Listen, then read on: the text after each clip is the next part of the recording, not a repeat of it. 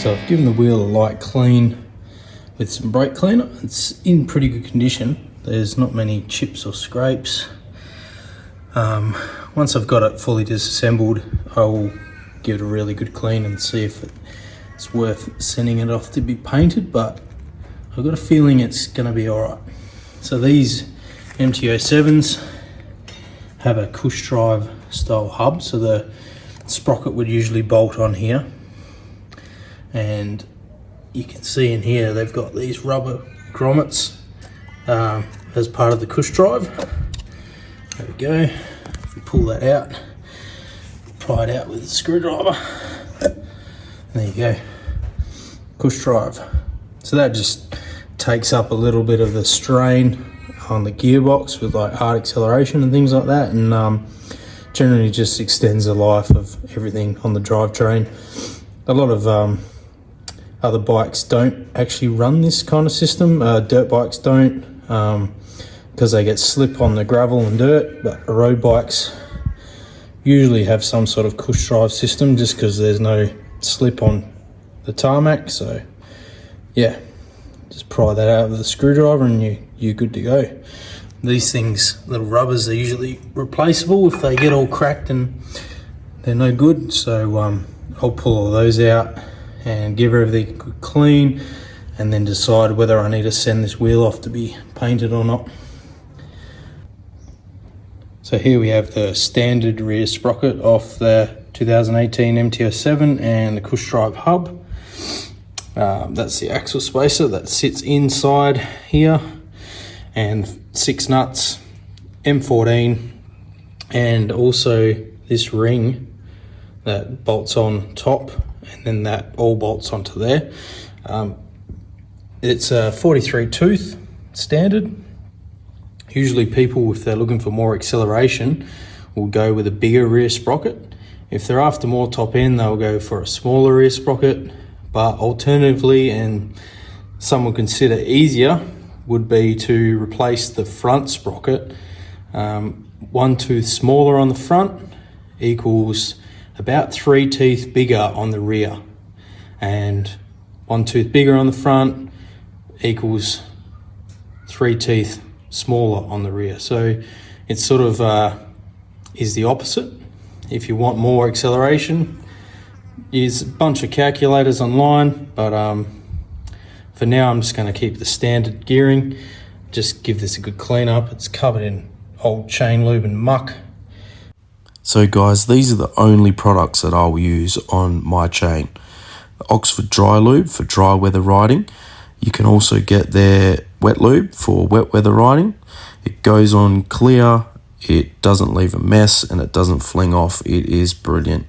And the iPone chain cleaner will not damage the seals in your chain, and it will remove all the muck. It works very good, and it is also recommended on the Fort9 YouTube channel, where they do a comparison with all different brands for lube and cleaner, and these ones are the ones that come out on top. They're a little bit expensive, but they are the best. I highly recommend. This is a rear brake rotor bolt that I've zinc plated and made and blackened after. I've done that with all of the bolts. Comes out quite nice. It's a fair bit of labour, but saves me having to buy new stuff, and it looks quite nice. With a little bit of elbow grease and a lick of paint, here's the wheel of the MT07, all nice and cleaned up. The rim's in good condition. There are a couple of little scratches. I just touched them up with my airbrush. This little flat black plate that goes over the sprocket, I just repainted that, cleaned everything up, and then, as I mentioned earlier, I took the rotor bolts out and replated them with zinc and passivated them black. So they are now black, Loctited in, as you should do with all brake components, and the new little right angle billet valve instead of the old straight rubber one. So all in all, it's come up pretty good. What's up guys, today I am doing the wheel bearings on the MT07 rear wheel. when I took the wheel off to give it a clean up and fit these new Michelin tyres. You can see the tyre size there, brand new Road 6s. I noticed that the seal was old and cracked, so I decided to replace the wheel bearings. So here they are. This is the sprocket carrier with the rubber dampeners that go inside it, and these are the bearings. So this bearing goes on the side with the rear disc, which is this side, and the seal goes on top of that. That seal there, the damaged one, the one that's all cracked and faded. Then you have your spacer, which goes in between this bearing and this bearing. These are the bearings that live inside the actual rim, and I'm not sure exactly what this does, but it sits in the center of the spacer, so that will stay like that. And then between this bearing and this bearing, this one lives inside the sprocket carrier, is this spacer here, as you can see. So this side here faces out, so in the sprocket it'll be that way, facing out towards the outside of the bike, and this surface here faces this bearing here on the inside of your rim. And then you have your big seal, which goes on the outside of the sprocket carrier, and then obviously your two axle spacers there. Relatively easy job to get these out. Some people use a little bit of heat, but I didn't have to use any heat at all.